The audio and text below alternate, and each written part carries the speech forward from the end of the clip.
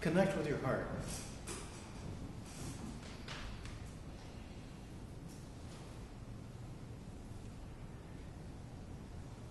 Your heart always, always, always serves you.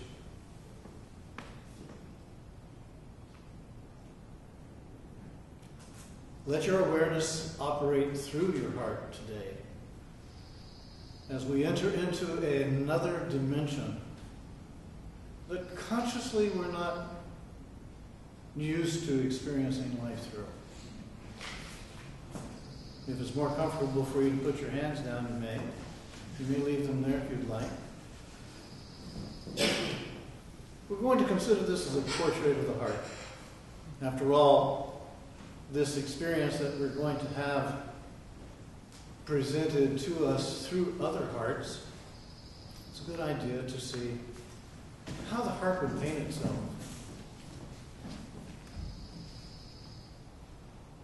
In a brain-dominated culture and society,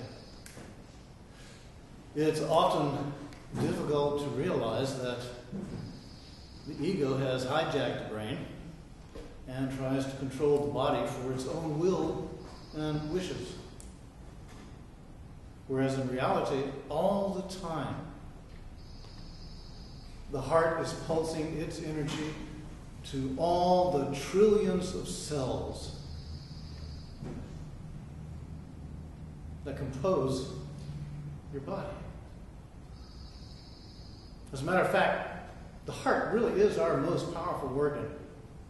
It has a magnetic field that extends out from us, and as a matter of fact, we're all within the field of each other's hearts right now. You might could say that our hearts are communicating with each other.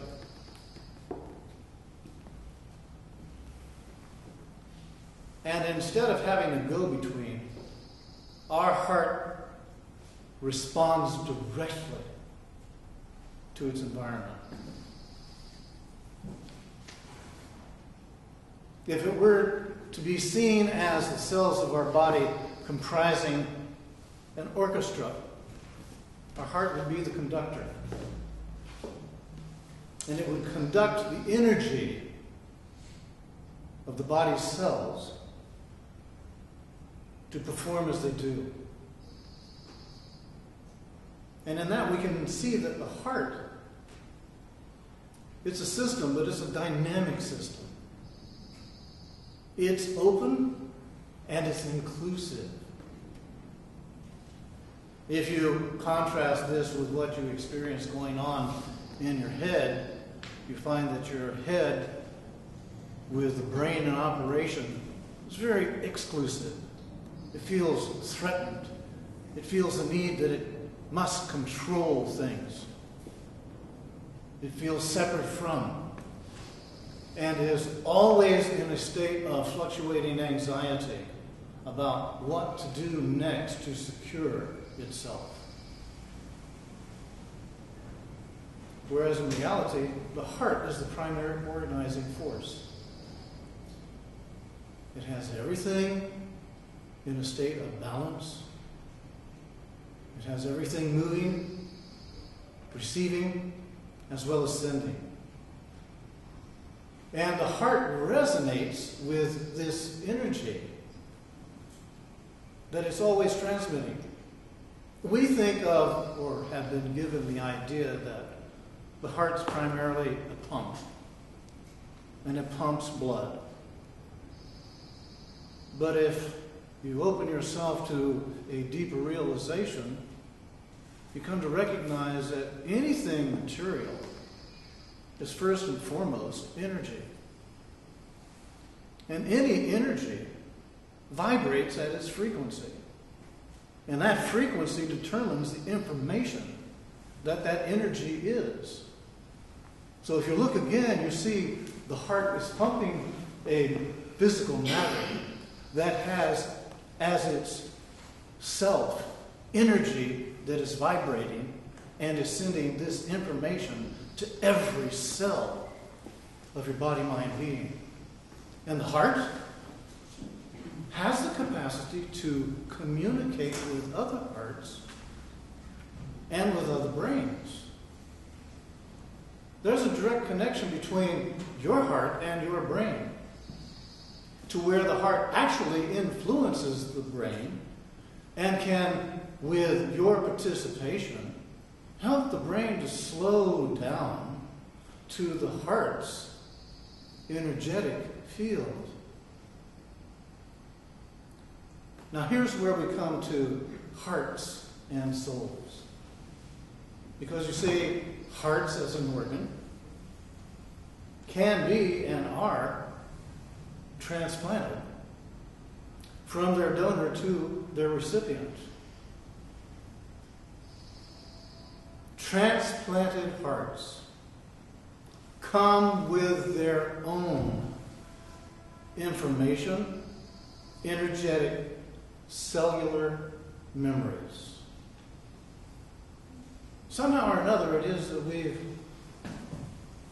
missed that in thinking that the brain is the only organ in the body that remembers. But as many of the experiments that are conducted reveal, every cell has a memory. That's what allows cells to actually replicate. So if you take the heart, the billions of cells that affect the trillions of cells of what you might could call our physical universe. I'm just saying, consider your body as a physical universe in which your heart is the center. If you were to be a donor, your heart would carry the memory of things about you. So what about being a recipient? Here's a story of a heart that found its own killer. There was a young girl, I believe she was 8 years old, needed a new heart. Can you imagine being 8 years old and needing a new heart? Fortunately, she received one of a 10-year-old girl. But the 10-year-old girl was murdered.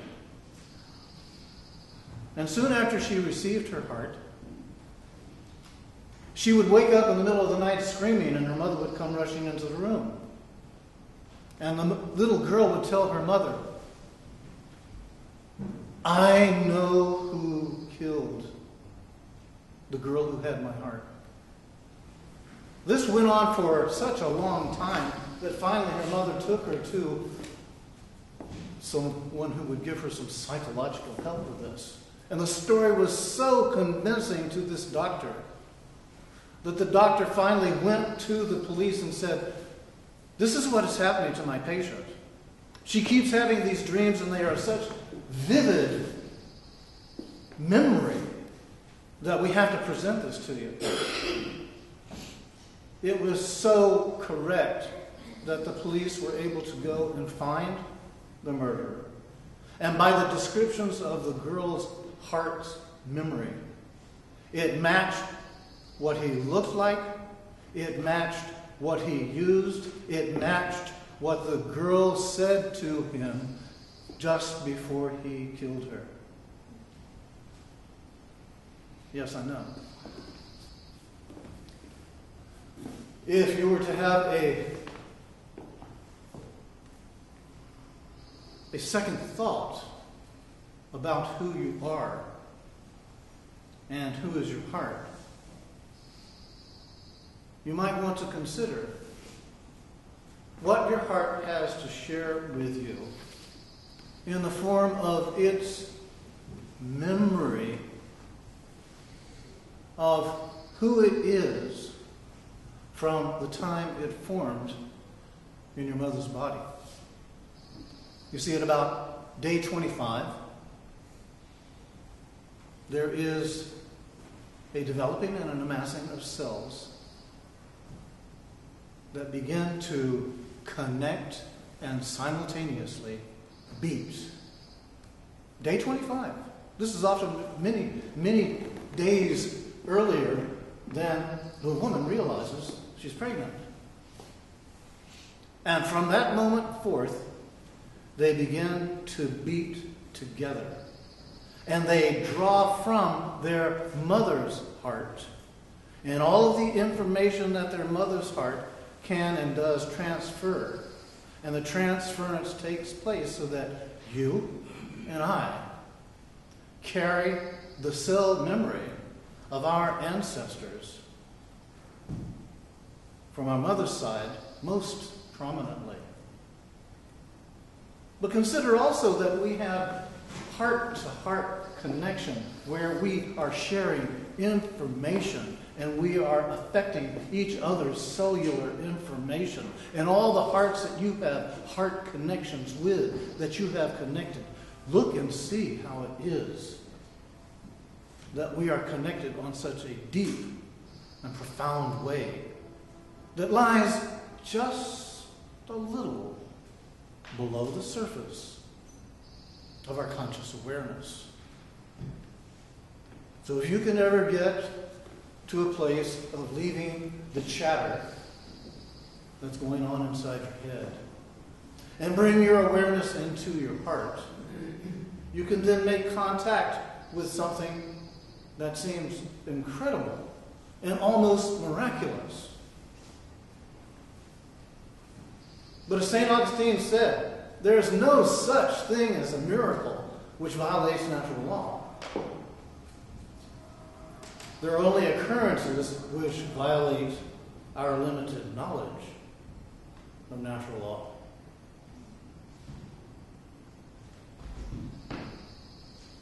Feel your heart right now as it has your attention.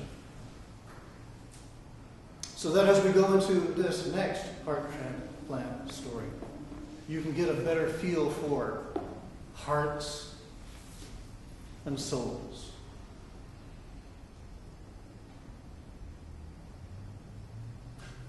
This young lady and her husband were driving along in their car, and they had just had a spat.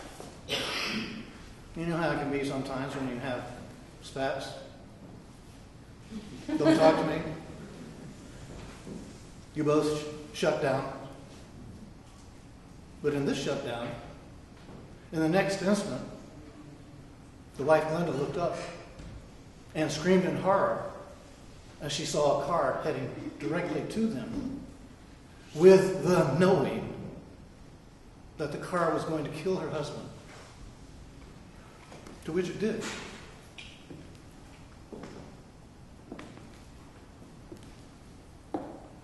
No time, this time, to say, I'm sorry.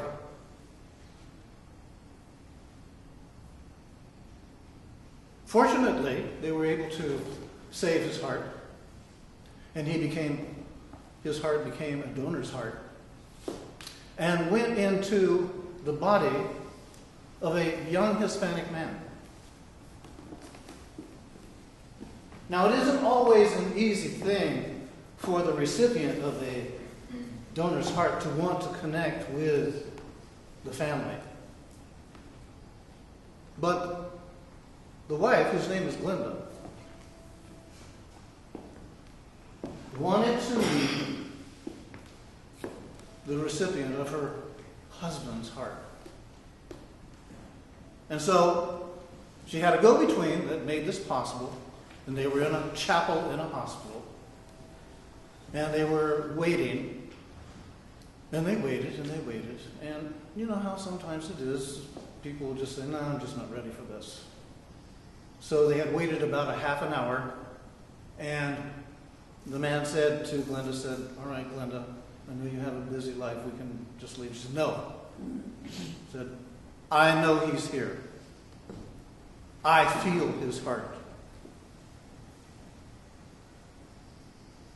In just a few minutes, in through the doors, came the young boy and his mother.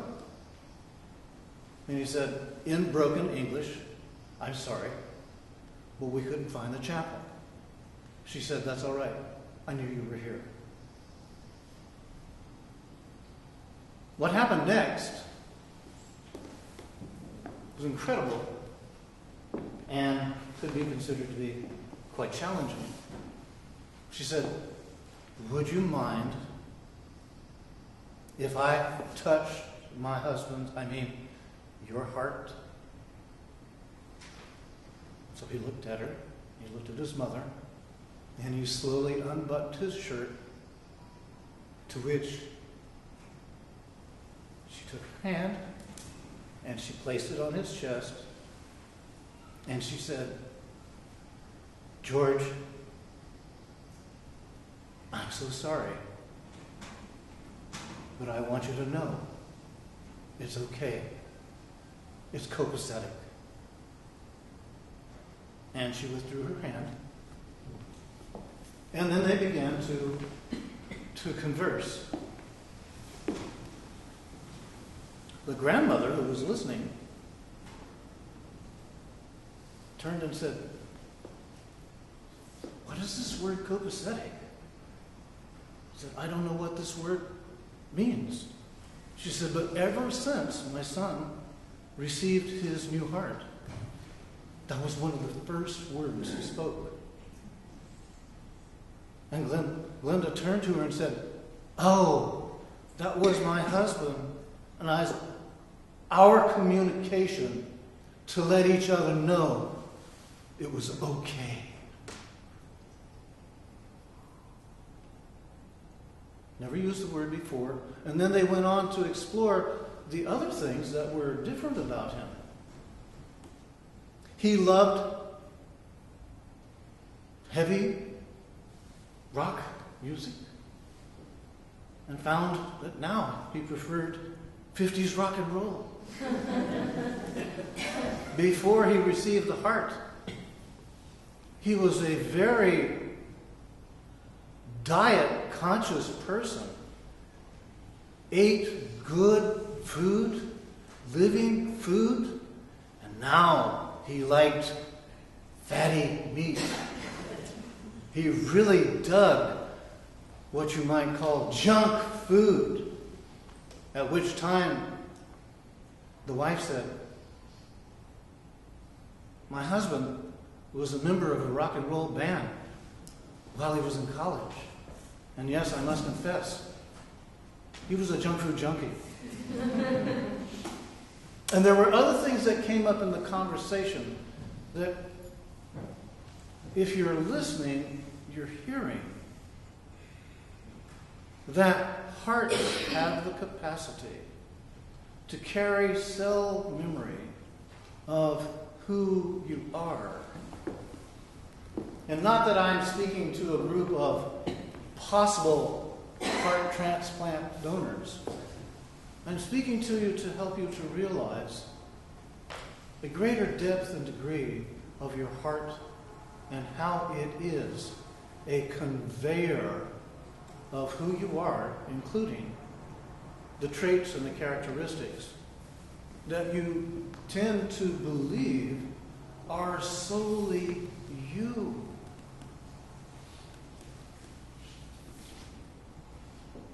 The heart, again, look and see. Your cellular universe, your body.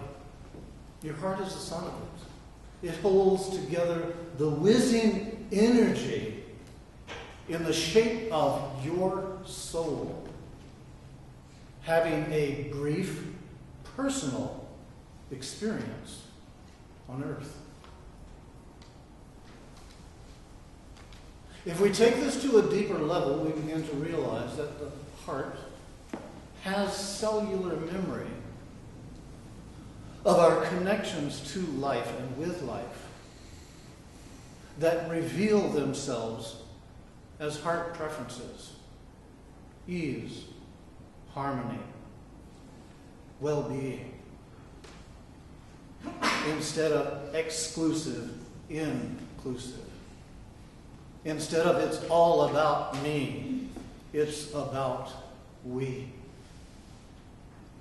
That the heart sees us together, and if we listen to it, will help us to retrain our brain to where we choose to live together with the heart's harmony. That truly is our harmony, which we have forgotten that our heart is ready, willing, and able to help us remember our true nature. So to bring this to a verbal conclusion, there are cellular memories within us that remind us of the importance of being and not just doing. And these are in considerations of how to live a blissful, more heartfelt life. And that, contrary to the powerful, protective, fear-based, self-serving drive, egoic drive toward individuality contained within our brain, we come to a heart remembrance that we are all one. So now, to conclude this, I'm going to let your heart speak for you. But I'm going to ask you, if you will, please, everyone stand up. If you'll move out and let's form a circle.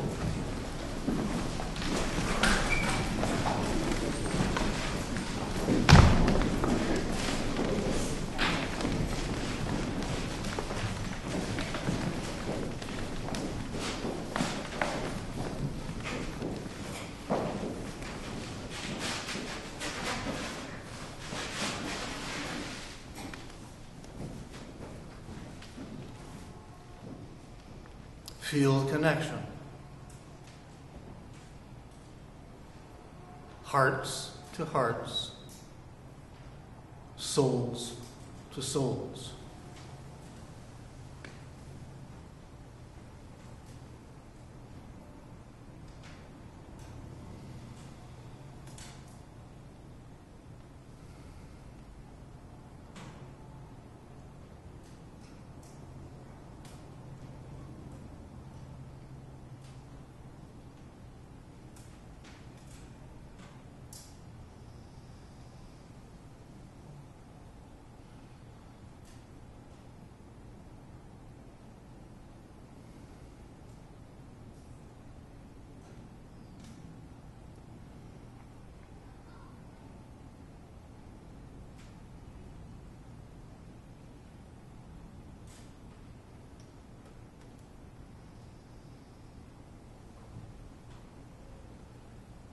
Thank you for your loving heart. For more information about the Metaphysical Church of Enlightenment or the Rodin Foundation, please go to our website at www.rodin.org.